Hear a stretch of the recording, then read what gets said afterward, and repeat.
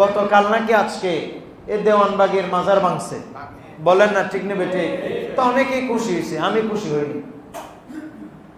আমি খুশি হইনি। কেন খুশি হইনি? আপনারা বলতে পারেন বন্ড ভাঙছে না, তো বন্ড এটা কি দেওয়ানবাগি, এটা কি আজকে নতুন আসছে? এটা তো অনেক বছর আগে থেকে এই বন্ডামি করে যাচ্ছে। তাহলে আপনারা এখন কেন এটা খুশি হইতেছেন? আপনারা যারা সুন্নি, আমরা যারা সুন্নি, আমাদের তো উচিত ছিল এই মাজার আগেই ভেঙে দেয়া।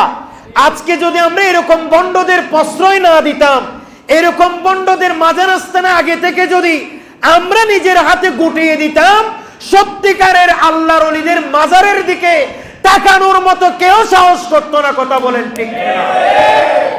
আজ বাতিলেরা ভাঙছে সেই মাজার, মনে রাখবে আজকে সেই ভণ্ড মাজার ভাঙছে, কালকে আপনার হক্কানি মাজার ভাঙতে আসতে পারে।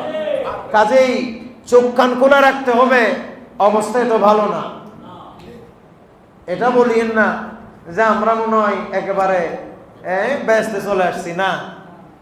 মনে করতে পারেন মাইজা শতানের থেকে আমরা বড় শতানের কাছে আসছি, বলেন না ঠিক নেবে ঠিক? বিষয় অনেকটা এরকম। তো যাই হোক, এটা আসলে আমরা আল্লাহর কাছে চাই, আল্লাহ যেন একজন সত্যিকারের ইসলাম প্রিয় শাসক যেন আল্লাহ আমাদের দান করে। বিগত 15 বছর আমাদের উপর কোনো জোর জুলুম হয়নি। কেন আমরা মিডা কথা বলছি, কেন হবে? বলেন না ঠিক নেবে? হয় না যে ভালো হয়ে দেন, ইয়ে আরো ডেঞ্জারাস হয়ে দিয়ে খারাপ হয়ে দেন। আমি এক জায়গায় এখানে তো অনেকক্ষণ মূর্তির কথা বলছি, এটা আল্লাহর ঘর মসজিদ। আমি আল্লাহর কসম করে বলতেছি, বাংলা এই চিটাঙের ভিতরে এক জায়গায়, নাম বলতেছি না, এখানে অনেক মিডিয়া আছে, আবার ওরা মনে কষ্ট পাবে। তো এক জায়গায় আমি মূর্তির কথা বলছি 2 থেকে 3 মিনিট, 2 থেকে মুহূর্তের ভিতরে আমার থেকে মাহফিল থেকে ছেড়ে পালায় আসতে হয়েছে।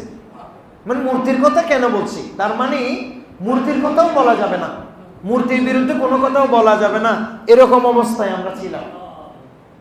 তা আমি একটু ব্যতিক্রম হিসাবে আমি অনেক কিছু ফেস করছি, আমি ব্যক্তিগতভাবে।